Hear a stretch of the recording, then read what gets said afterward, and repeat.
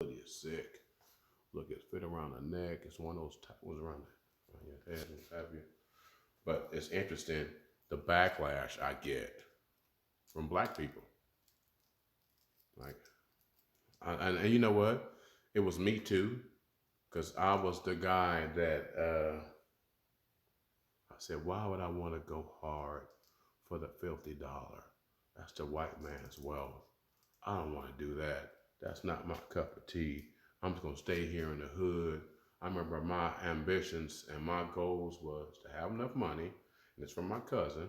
My cousin has a lazy boy, had a lazy boy, and had those cigar boxes with weed in it, and she would sit there and smoke, and I thought that's success. So to me, growing up, that was success. And it's crazy because as I began to evolve, so I ended up being around other people. And of course, that changed, but that was where the first thing came from. I used to tell my mom I wanted to be rich, but I think that's what I said rich was. I want to be rich. And she said, boy, you crazy. But that was what I wanted. And now, so fast forward. So even when I first started in my network marketing business, my ambition, and I hate to even say it, but it's true, was to have those Nike. I had some of those, but every color, those ones they were the foam apostles. I wanted to have every color of those, like camouflage, red, blue, black, yellow, all of them.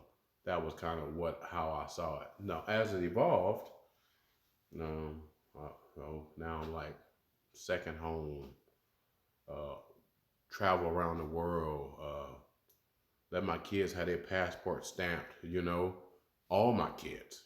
So I know my older kids I don't speak to as much. I had them when I was 19, and it's one of those things that I was a kid myself, and I can't say that I was a good dad, what have you. But I was a victim of my surroundings. It became me. It was the things that I said, hey, well, I guess they're doing it. I should do it, which and all in all was wrong. So now we fast forward. I've been in the business for a little while. Of course, I've been around all these creative people with bigger dreams and with bigger ambitions and bigger such and such. A lot of them are white, true, but it's crazy that people see me on Facebook and they can't wait to give me their 2 cents. Hey, let me talk to you for a minute.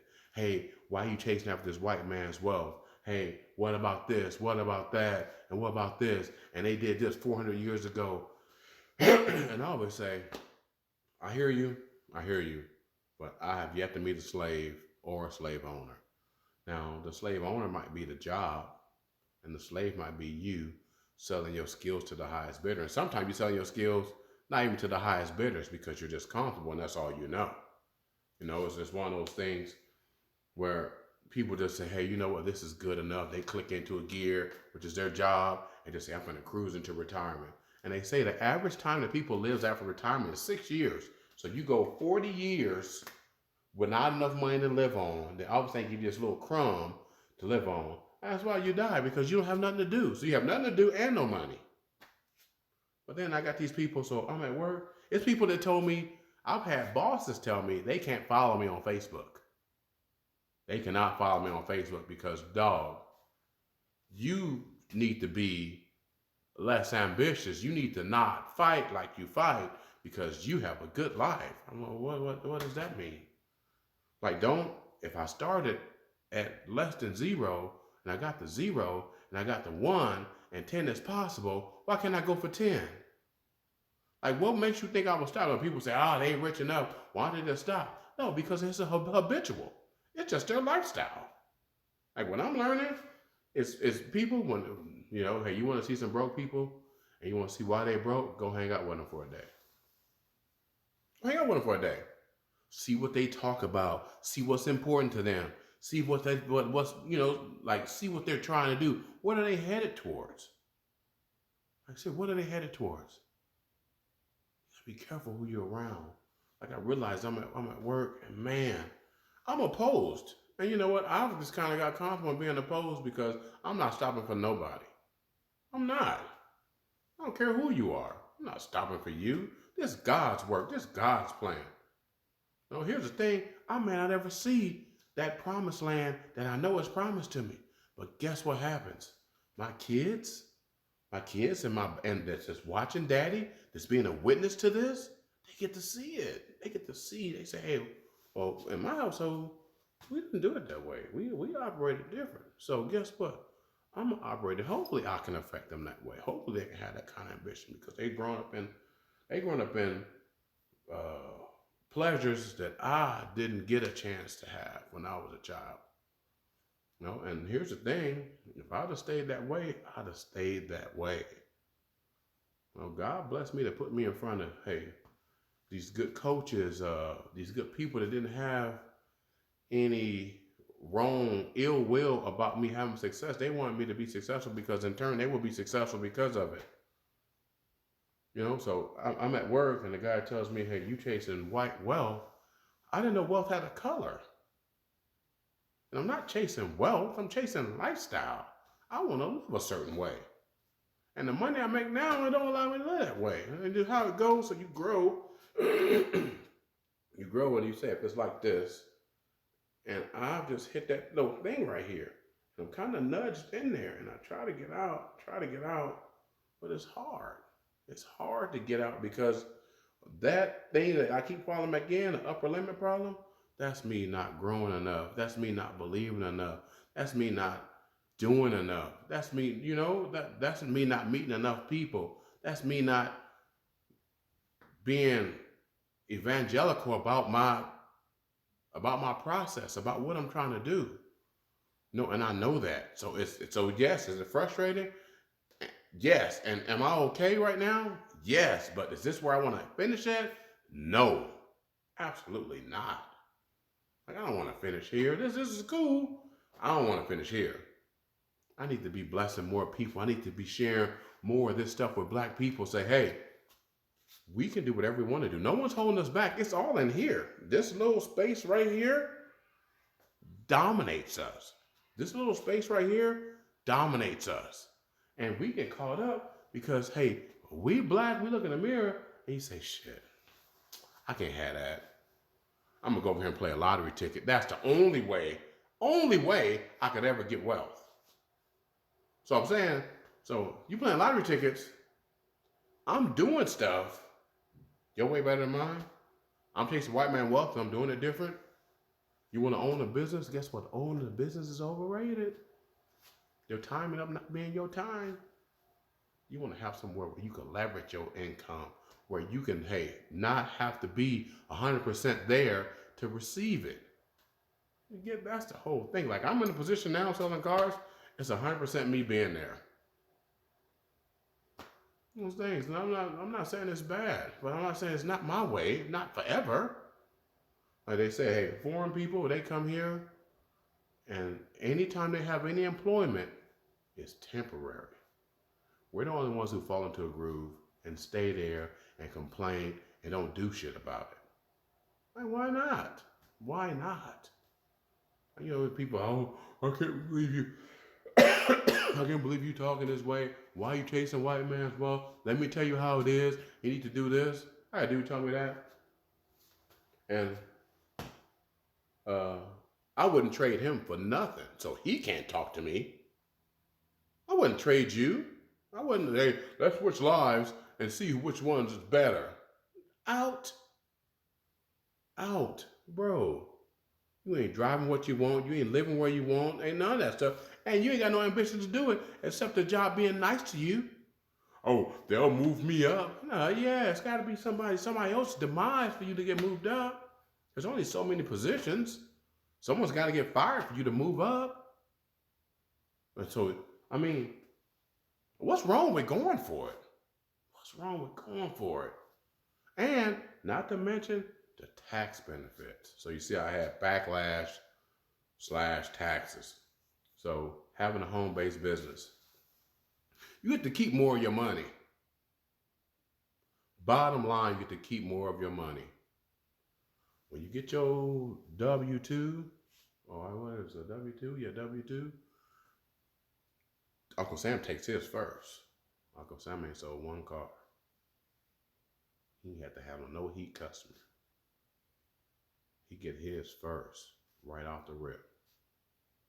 Wouldn't you like it if you had a chance to get your money first and then pay taxes on what you have left? So your expenses, your travel, your whatever it is. We just took a trip to California and it was an entire write-off.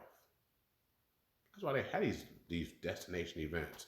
Hey, you need a tax write-off and come get educated because we want you to do it better next year than this year, no matter where you were.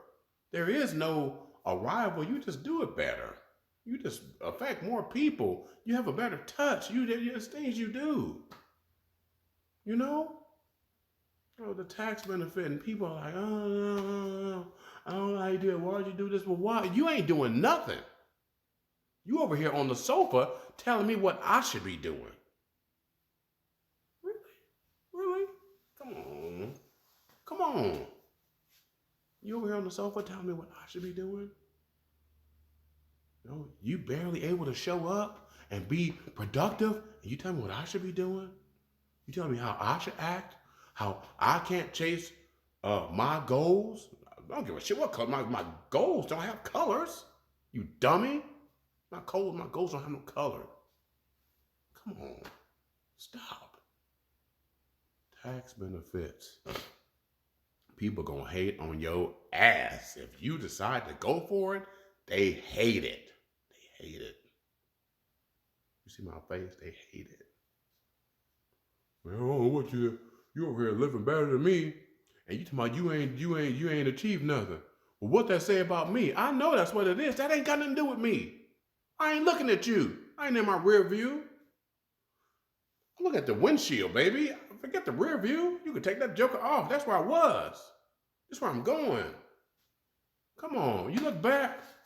All that is concrete. Looking forward, it's all soft and you can mold it. You can do whatever you want to do with it. But you got to read good books. The Bible, as spiritual as this is practical too. Be around good people. Be around people that's ambitious. Be around people that make you feel like a scrub. That's how you grow. Don't think you need to be the king. Forget that. You don't need to be the king. Be around people that make you feel like a scrub. That's how you grow. Because they're going to share things and insights with you that you have yet to see. It's all based on altitude. Altitude. So when you first start off, here, I'm going to give you a little progression and how this goes. When you first start off, you only look at it as a human level. So you look, there's a door. There's a door. There's a door. There's a door. There's a door. I can't get out. It's too many doors. Raise your altitude.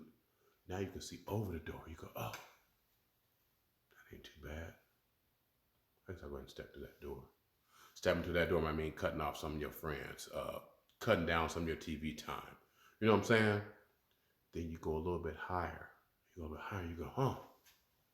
It's like a GPS. I've said this every time. This is going to be my whole thing. It's like a GPS. It's saying, hey, well, success, it's over there, bro. It's over there.